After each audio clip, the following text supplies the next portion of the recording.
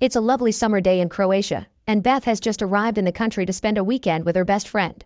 Her taxi driver Zine is kind and chatty, which Beth appreciates, so she accepts his card after he drops her at the apartment she'll be staying at. Her friend Kate is the one that organized this whole trip, and she's paying for everything with her ex Jay's credit card. To thank her for it, Beth gives her a black necklace, which has a few loose beads. Later in the evening, before going out, Beth video chats with her husband Rob and their child Aster, who is also Kate's granddaughter. Rob wishes the girls to have a fun night, and on their way out, they bump into the landlord Sebastian, who makes sure they're settling down all right. When they make it to the restaurant, Kate asks for the most expensive dishes on purpose to squeeze Jay dry. Beth feels like a bad friend because she couldn't be there for Kate during her divorce, but Kate understands having a baby got in the way of that and asks Beth how her marriage is doing. Beth wants to say they're doing fine, but actually, her marriage is in a rut and she's unsure what to do, although she thinks Kate's advice to get a divorce is too extreme. When they're done dining, the credit card is rejected, and Kate gets on the phone to argue with Jay about it. The bill's too high for Beth's humble wallet, but Kate accepts to pay for it all. Afterward, they go to a club, and Beth calls Zine to be their driver. When they get there, Kate needs a moment to redo her makeup, so Beth takes the chance to chat with Zine about their experiences as foreigners.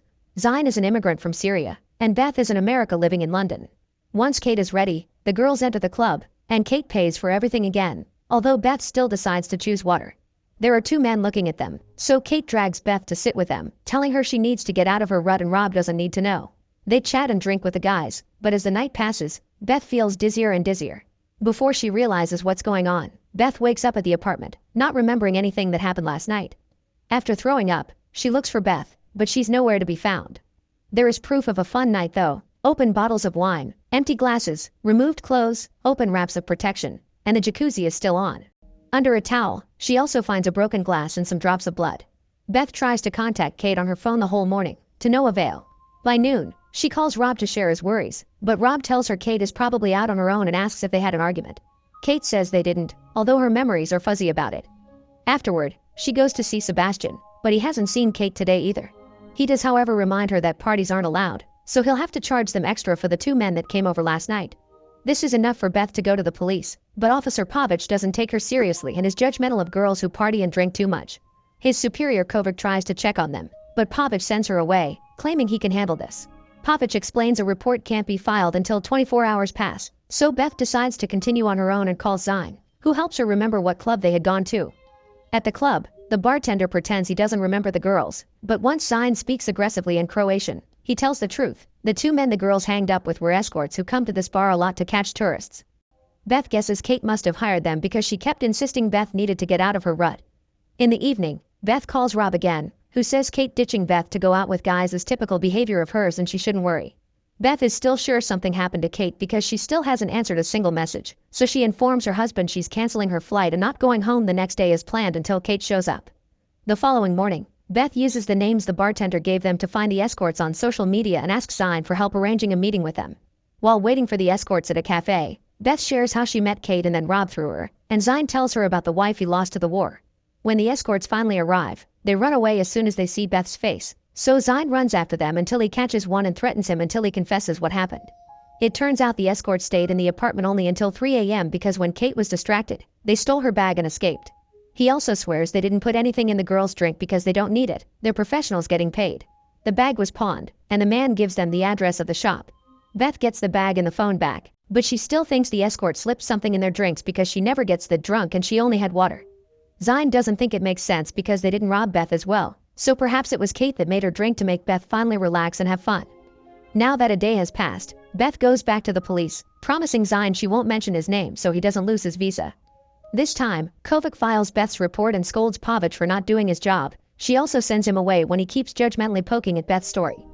Beth doesn't tell them about the phone, but she does give them the bag and the escorts' names.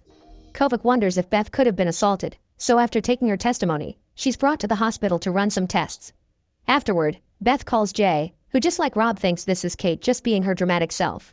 He also denies having talked to her because all communication can only be done through their lawyers, and he doesn't know anything about a credit card. Then, Beth returns to the apartment and finds Sebastian there packing up their stuff because checkout time has passed. When Beth mentions she still isn't leaving the country, Sebastian offers her a cheap room he has downstairs. Once she's settled down, she leaves Kate's phone charging and takes a nap. By the time she wakes up, she can finally try to use Kate's phone, but sadly it requires Face ID to unlock. Sebastian comes to see Beth and asks her if she wants to dine together, but she turns him down and calls Zine instead. When they're about to leave for a restaurant, Beth is surprised by Rob, who decided to fly in because it's just a 2-hour trip and left Astor with a babysitter for the night. Zine leaves them to have their privacy, and a jealous Rob makes a scene, scolding Beth for trusting a random taxi driver. This upsets Beth, who starts crying, so Rob apologizes and comforts her while hearing a whole story of what happened. Their conversation is suddenly interrupted by a call from the police bringing bad news. They've found Kate dead. Kate goes with Rob to identify the body and learns Kate has drowned, but they need an autopsy before deciding if it was an accident or murder. The next morning, Rob feels bad for not having been nicer to Kate because he found her annoying. He also wonders if he should stay longer, but Beth prefers him to go back to London to take care of their daughter while she finishes things here. Later, Pavic picks her up and confirms Kate was murdered. They can't tell if she was assaulted as well though, because of the state of the body and the fact she got busy with multiple men before her death. Beth requests to see Kate again to say her final goodbye, and when Pavic gives her a moment of privacy, she takes out the phone and uses her friend's dead face to unlock it. Afterward, she pretends to need the bathroom to look at Kate's messages. Among Beth's missed calls, there are a bunch from a number saved as handyman, so Beth calls it only to discover Rob's voicemail. She hangs up and checks the text messages to confirm her worries. Kate and Rob had been having an affair, although Kate's last messages are curious. First, she asks Rob to dump Beth, but then she asks him to stop texting her. Pavic takes Beth to the police station, where Kovac shares the investigation results. They've found traces of illegal substances in both Beth's and Kate's blood. They've also questioned the escorts. They denied using those substances in their job, and they had solid alibis for the time of the murder. A taxi driver picked them up at Beth's apartment. People at the club said they saw Beth and Kate arguing, but Beth denies it, even if she isn't totally sure. The cops are starting to suspect Beth, so when Pavic drives her back, he takes Beth's passport and leaves Sebastian his card. Sometime later, Beth calls Jay, who admits he knew about the affair and didn't say anything because Beth was having the baby. The affair had only started a few months ago though, and Jay reminds Beth that before Rob got together with her, he and Kate spent one drunken night together. To distract herself, Beth has dinner with Zine and shares a new theory. Maybe Kate slipped something in her drink so she would have an affair and Rob would leave her. When she returns to the apartment, Rob calls Beth to check on her, and Beth confesses she knows about the affair. Rob tries to apologize, saying it didn't mean anything, but Beth keeps yelling at him because the police think she killed Kate, and if the cops learn about the affair, they'll assume it was her motive. The next day, Beth is arrested for Kate's murder. The police have photos of her dinner with Zine, who apparently is part of a gang involved in human trafficking.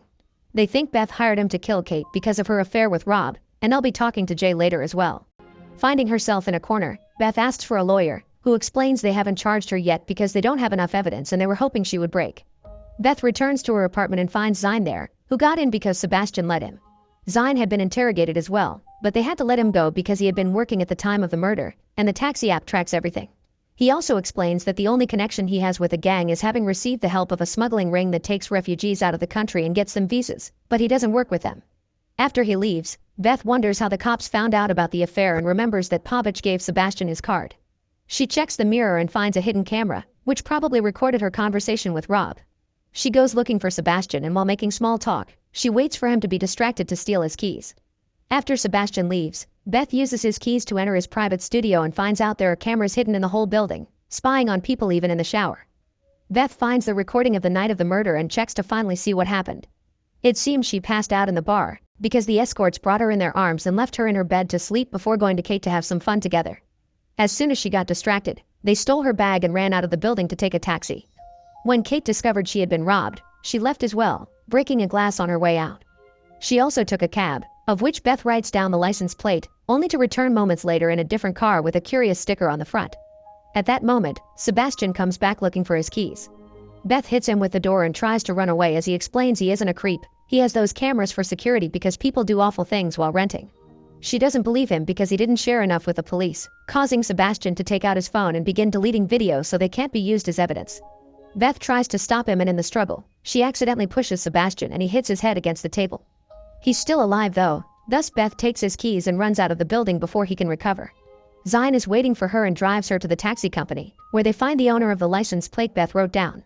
The man explains Kate made her follow the escorts for a while, then she got out at the police station.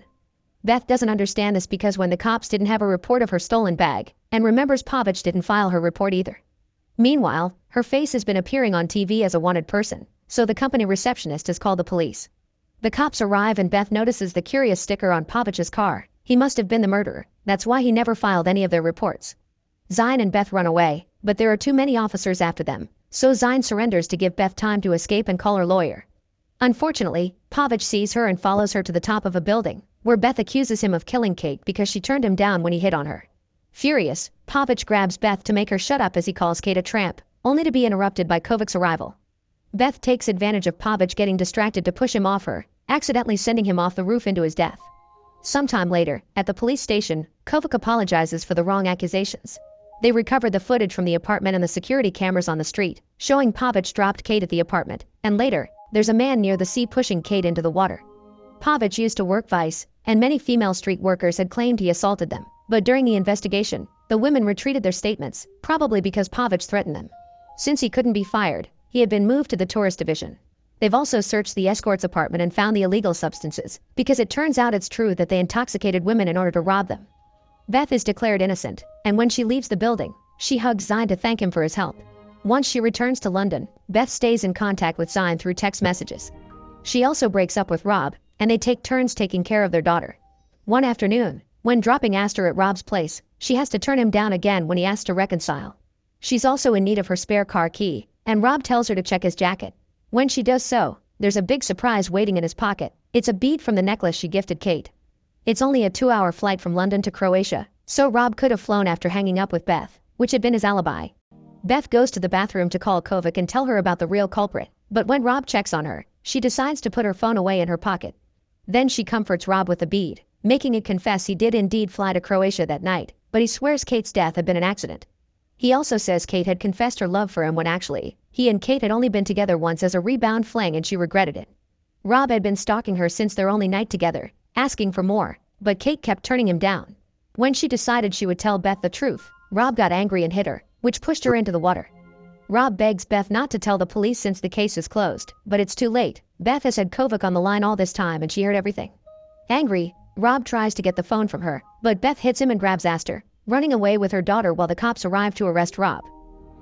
Make sure to subscribe and turn on notifications so you can watch more videos like this. Thanks for watching.